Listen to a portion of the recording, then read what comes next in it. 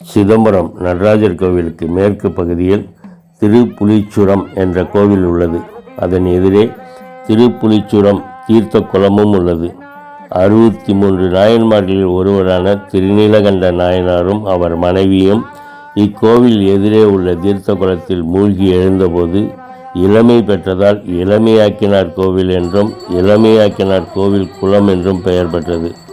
வியாகரபாத முனிவர் இங்கு வழிபட்டதால் வியாகரபாத தீர்த்த குளம் என்று கூறப்படுகிறது.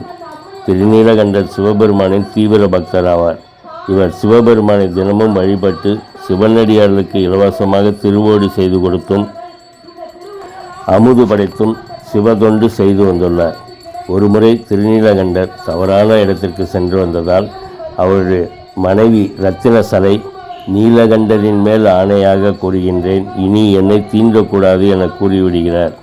தனது மனைவி ஆணையிட்டதால் அந்த நெறியை கடைபிடித்து தனது மனைவியை தொடாமலேயே வாழ்ந்து வந்தார். இருவரும் சிவதொண்டு செய்து கொண்டே முதுமை நிலைக்கு சென்றுவிட்டனர். அதற்கு பிறகு சிவபெருமான் திருவிளையாடலால் திருநீலகண்டரையும் அவர் மனைவி ரத்தின சலையையும் சிதம்பரம் இளமையாக்கினார் கோவில் குளத்தில் மூழ்க செய்து இளமை பெற்றதாக புராண வரலாறு கூறுகிறது. இக்கோவிலில் திருநீலகண்டரின் குருபூஜை தினம் ஒவ்வொரு ஆண்டும் தை மாதம் விசாக நட்சத்திரத்தன்று சிறப்பாக நடைபெற்று வருகிறது. இளமையாக்கினார் கோவில் குளத்தில் அவர் இளமை பெற்ற வரலாற்று உற்சவம் தத்துரூபமாக நடைபெற்று வருகிறது.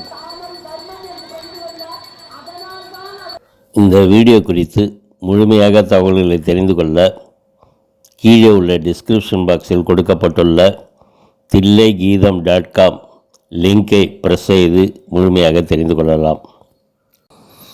இந்த வீடியோ உங்களுக்கு பிடிச்சிருந்ததுன்னா லைக் பண்ணுங்கள், பெல் ஐக்கானை அழுத்தி சப்ஸ்கிரைப் பண்ணுங்கள்.